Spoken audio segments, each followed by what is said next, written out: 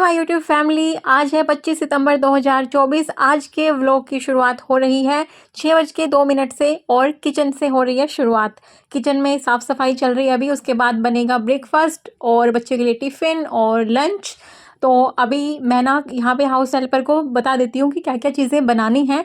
Most of the जो things होती हैं किचन की वो संभाल लेती है। कुछ कुछ चीज़ें हैं जो मैं भी कर देती हूँ उसकी हेल्प। और उसके बाद मैं ना आ गई थी थोड़ा देर करंट अफेयर करने के लिए। मैंने अपनी जो पढ़ाई है ना उसको 4 स्लॉट में डिवाइड किया है। एक स्लॉट में मैं करती हूँ करंट अफेयर, एक में जहाँ पे मेरे पास मैक्सिमम टाइम होता है वहाँ पे मैं अपना ऑप्शनल कवर करती हूँ, और जीएस का कोई भी एक पोर्शन लेती हूँ जहाँ पे दोनों जगह पे 3-3 घंटे का मेरे पास पोर्शन होता है। जहाँ पे 1-1 घंटा, आधा-आधा घंटा, 20-25 मिनट मिलती रहती है, वहाँ पे मैं करती हूँ सीसेट और करंट अफेयर। करंट अफेयर थोड़ी देर करने के बाद मैं यहाँ पे आ गई थी जूस बनाने के लिए। मौसमी का जूस बनाती हूँ मैं, डेली सुबह बनता है। किसी दिन घर पे मौसमी अवेलेबल नहीं है तो बेशक, नहीं तो डेली बनता है। और विंटर्स में बनता है जो किन्नू होता है या ऑरेंज होता है उसका जूस, और बड़ा हेल्दी रहता है। आप लोगों ने बोला था कि आप ना एक डाइट प्लान बता दें। देखिए, मैं किसी के घर के लिए एक डाइट प्लान तो नहीं कर सकती क्योंकि हर घर का ना एक स्पेसिफिक फूड टेस्ट होता है, अलग घर में अलग खाना बनता है। लेकिन एक चीज़ ज़रूर मैं आपके साथ शेयर करना चाहती हूँ। अपने बेटे के लिए जब मैंने पीडियाट्रिशियन से पूछा था तो उन्होंने कुछ कुछ चीज़ें बोली थी कि लाइक प्रोटीन, विटामिन और ये सब चीज़ें इंक्लूड करनी है आपके खाने में। और यहाँ पे बन रहा है वाइट छोला और हलवा बन रहा है साइड में। और मैं ये बता रही थी कि आपको ना मतलब सब कुछ आपको इंक्लूड करना है कि पूरे दिन के खाने में ना सब कुछ मिलना चाहिए आपकी फैमिली को। आप वो देख सकते हैं, गूगल का सहारा आप ले सकते हैं। एक चीज़ जो मैं शेयर करना चाहती हूँ कि उस पीडियाट्रिशियन ने बोला था कि सुबह सुबह बच्चों को दूध कभी नहीं देना चाहिए। दूध हमेशा रात को सोने से पहले देना चाहिए या फिर इवनिंग में स्नैक टाइम पे। कभी कुछ और ऑप्शन नहीं है तो ड्राई फ्रूट के साथ दूध दे सकते हैं या खीर दे सकते हैं दूध से बनी हुई। सुबह दूध बिल्कुल भी नहीं देना चाहिए क्योंकि अकेला दूध से ना पेट बच्चे का वैसे ही फुल होता है, लेकिन उसमें सब कुछ नहीं मिलता। दूध में कैल्शियम मिलता है, लेकिन जो एक चाहिए ना प्रोटीन, कार्बोहाइड्रेट, फाइबर, सब कुछ चाहिए। और एक मदर क्या चाहती है कि बच्चा स्कूल जाने से पहले ना थोड़ा सा अपना टमी फुल करके जाए। और सुबह का ब्रेकफास्ट बहुत मायने रखता है पूरे दिन की एनर्जी के लिए। 8 बजे के आसपास बेटे को स्कूल छोड़ के फिर मैंने 40 मिनट के अराउंड यहाँ पे किया था वॉक। वैसे तो उसको 8 बजने से 10 मिनट पहले ही छोड़ देते हैं, तो ऑलमोस्ट 50 मिनट का वॉक मेरा हो गया था। उसके बाद फिर मैंने थोड़ा सा और करंट अफेयर जो रहता था या फिर जो रिवीजन करनी रहती है वो मैं इस टाइम पे करती हूँ। फिर जब हस्बैंड चले जाते हैं ऑफिस, उसके बाद फिर मैं एक जो बड़ा पोर्शन होता है स्टडी का, या तो ऑप्शनल या तो फिर कोई भी जीएस का सब्जेक्ट, वो मैं कर लेती हूँ। आपकी ना बहुत क्वेरी रहती हैं आलस को लेके, थकान को लेके, दिन भर के काम को लेके। उस पे ना मैं कुछ चीज़ें आपको समझाना चाहती हूँ। एक ही चीज़ है, उसको आप अगर अच्छे से समझ गए ना, कभी भी आलस आपको परेशान नहीं करेगा, थकान आपको परेशान नहीं करेगी। आपका जो डेडिकेशन है, पढ़ाई है, वो आप बखूबी कर पाओगे। आलस आज के टाइम पे ना बहुत सारे लोगों की परेशानी है। इस परेशानी का सिंपल सा सॉल्यूशन मैं आपको बताऊंगी। उससे पहले आपको मुझे ना एक क्वेश्चन का जवाब देना है। आपके पास ना 2 चीज़ें हैं, आलस है और एक डेडिकेशन है, एनर्जी है। तो आप बताइए इन दोनों में से कौन जीतेगा? आप सोचिए, एकदम से जवाब नहीं देना है। आई नो बहुत सारे लोगों के मन में ये होगा कि एनर्जी जीतेगी, डेडिकेशन जीतेगा। जी नहीं, जिसको आप फीड करोगे ना वो जीतेगा। जिसको आप सोचोगे कि हाँ मेरे अंदर ये चीज़ है और उसको आप ग्रो करने का मौका दोगे, है ना। जैसे हम खाना खिलाते हैं ना किस चीज़ को, तो वो ग्रो करती है ना। सेम अगर आप अपने आलस को फीड करते रहोगे तो आपका आलस ही जीतेगा, आपकी एनर्जी, आपका डेडिकेशन कभी भी नहीं जीतने वाला। आप लोग मुझे कमेंट करके पूछते हैं ना कि मैंने घर का इतना सारा काम किया, फिर मैं पढ़ने के लिए बैठती हूँ तो फिर पढ़ाई नहीं होती है। अभी वही इतना सारा काम करके आप बैठी हैं, आपकी मदर इन लॉ ने, आपके हस्बैंड ने, आपके बच्चे ने किसी काम के लिए आपको बोल दिया कि हमारे लिए ये चीज़ बना दो या ये चीज़ ला दो। अब आपके अंदर कितनी भी एनर्जी हो नहीं हो, आप उनके लिए वो काम करेंगी ही करेंगी। चाहे आप पूरा थक हार के बैठी हो, लेकिन उन्होंने कुछ बोला है बनाने के लिए, कुछ लाने के लिए, तो वो काम आप करेंगी ही करेंगी।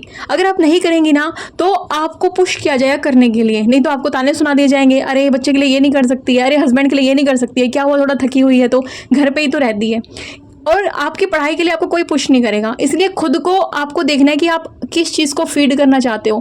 जब आप और कामों के लिए अपने उस आलस को भगा सकते हो तो अपनी पढ़ाई के लिए क्यों नहीं भगा सकते? एक लेवल आप आगे क्यों नहीं बढ़ सकते? क्यों नहीं सेट कर सकते थकने के बावजूद भी कि ठीक है मैं अभी थकी हूँ, लेकिन कोई मुझे घर का मेंबर अभी काम दे दे खुद का करने के लिए तो मैं उसके लिए उठ जाऊँगी। तो मैं अपनी पढ़ाई के लिए क्यों नहीं इतनी एनर्जी, इतना डेडिकेशन दिखा सकती हूँ?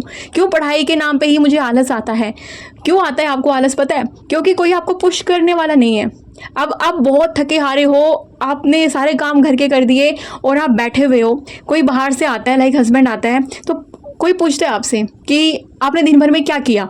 आप उसको बताते हो ये और एक आधा काम कोई पेंडिंग है तो उसके लिए आपको सुना दिया जाता है कि ये काम ऐसे ही पड़ा है, दिन भर बैठी रहती हो, करती क्या हो? लेकिन वहीं आपकी पढ़ाई के लिए कोई भी आपसे एक क्वेश्चन तक नहीं करता है कि तूने पूरा दिन पढ़ाई में क्या किया? तुम्हारे माँ बाप ने तुम्हें इतना पढ़ाया लिखाया था, तुम्हें अभी भी पढ़ाई करनी चाहिए और पढ़ाई कर रही हो, किसी एग्जाम की तैयारी कर रही हो तो डेली तुम करती क्या हो पढ़ाई में? कोई नहीं तुमसे पूछता है, कोई तुमसे उसकी जवाबदेही नहीं मांगता है, तुम उसके प्रति अकाउंटेबल नहीं रहते हो, इसलिए तुम उसके प्रति आलस दिखाते हो। वहीं पे घर के कामों के लिए तुम्हें बार बार बोला जाता है कि क्या करती हो क्या करती हो, इसलिए तुम्हें रहता है कि बस भैया सारा दिन जो भी घर के काम है वो टाइमली मेरे होते रहें। तो इसका एक रीज़न ये भी है। जब तक आप ये चीज़ नहीं समझोगे ना कि मैं मानता हूँ कि मैं आलसी हूँ, तो मैं और आलसी बनता जाता हूँ या बनती जाती हूँ। और जब मैंने मान लिया कि नहीं, मेरे अंदर पूरी एनर्जी है, मैं थोड़ी सी और ताकत लगाऊंगा, तो वो ताकत, वो एनर्जी आपके अंदर आती है। और यहाँ पे ना मैं बच्चे को टक स्पेंड करने के लिए देती हूँ। एक्चुअली जो थोड़ा सा टाइम होता है ना, मैं उसको कंप्यूटर सब्जेक्ट भी करवाती हूँ। उसको फर्स्ट क्लास से कंप्यूटर सब्जेक्ट जो है स्टार्ट हो चुका है और उसमें ना टक्स पेंट है, काफ़ी इंटरेस्टिंग है। अपने टाइम में तो ना पेंटिंग इतना अच्छा होती भी नहीं थी कंप्यूटर में, अभी तो साउंड इफेक्ट काफ़ी कुछ अच्छा है इसमें। इससे क्या होता है ना कि बच्चे को प्रैक्टिकल नॉलेज हो जाती है। जो सब्जेक्ट वो पढ़ रहा है लाइक कंप्यूटर, तो उसकी प्रैक्टिकल नॉलेज होनी बहुत ज़रूरी है। और जब वो खुद से चीज़ें करके देखता है, एक तो उसका इंटरेस्ट भी बना रहता है और वो सीख भी जाता है। और उसके बाद आपने बोला था कि आपने अपने बच्चे को बहुत अच्छी शिक्षा दी है, वो पढ़ाई करता रहता है और मैं बहुत परेशान हूँ, मेरा बेटा ना टीवी देखता रहता है। जो काम आप अपने बच्चे से करवाना चाहते हैं ना, वो काम आपको खुद करना होगा। हमारे घर में टीवी लगभग 3, साढ़े 3, 4 साल से बिल्कुल बंद है। बिल्कुल बंद मतलब एक बार बटन ऑन भी नहीं हुआ टीवी का। इसलिए मेरा बेटा टीवी नहीं देखता। हम लोग उसके सामने फ़ोन में कुछ भी शॉर्ट्स या वीडियोस कभी नहीं देखते, इसलिए वो भी नहीं देखता। हम उसके सामने लैपटॉप पे काम करते रहते थे, कुछ करते रहते थे, इसलिए उसको लैपटॉप की हैबिट है जब से वो 3.5 साल का था। थोड़ा बहुत ऑन करना, ऑफ करना, उसको 5 साल तक उस पे चीज़ें करना आ गया था। और अभी वो 6 साल का हुआ है, तो मोस्टली वो जो काम होते हैं बच्चों के लैपटॉप में, जो भी उनके करिकुलम में है, वो मोस्टली खुद से कर लेता है सब कुछ काम। तो ये चीज़ें कहाँ से आती हैं? जो चीज़ बच्चा देखेगा घर पे, वो चीज़ वो सेम करेगा। वो हमें पढ़ते हुए देखता है, हमें लैपटॉप पे काम करते हुए देखता है, तो वो सेम चीज़ें करता है। वो हमें फ़ोन पे लगे हुए देखता, टीवी देखते हुए हमें देखता रहता, तो वो वही चीज़ करेगा। इसलिए बच्चों पे कुछ भी चीज़ थोपिए मत। जो आप बच्चों से करवाना चाहते हो, वो खुद करना स्टार्ट कर दो। और सीरियसली यही एक स्टेज है जब आप उसमें एक अच्छी जो आदत है वो डेवलप कर सकते हो कि टाइम को किल नहीं करना है। टाइम हमें वहीं पे लगाना है जहां हमें कुछ सीखने को मिले। मनोरंजन, एंटरटेनमेंट बहुत ज़रूरी है, लेकिन एंटरटेनमेंट उन चीज़ों में भी तो हो सकता है ना जो चीज़ें हमें कुछ सिखा दें। इवनिंग में 6 o'clock के अराउंड जब हस्बैंड आए थे ऑफिस से, तो दूध घर पे नहीं था, ख़त्म हो चुका था, तो मैं गई थी दूध लेने के लिए। उसके बाद मैंने उनके लिए बनाई थी चाय और बेटे के लिए कट किया था एप्पल। एक और चीज़ मैं आपके साथ ना शेयर करना चाहती हूँ। बच्चों को ना टेक्नोलॉजी का ज्ञान होना चाहिए, जो बहुत ज़रूरी है। लाइक मैं अपना एक एग्जाम्पल देती हूँ। जब हम छोटे थे तो हम डिक्शनरी में चीज़ें ढूंढते थे, लाइक कोई इंग्लिश का वर्ड है का मीनिंग ढूंढना।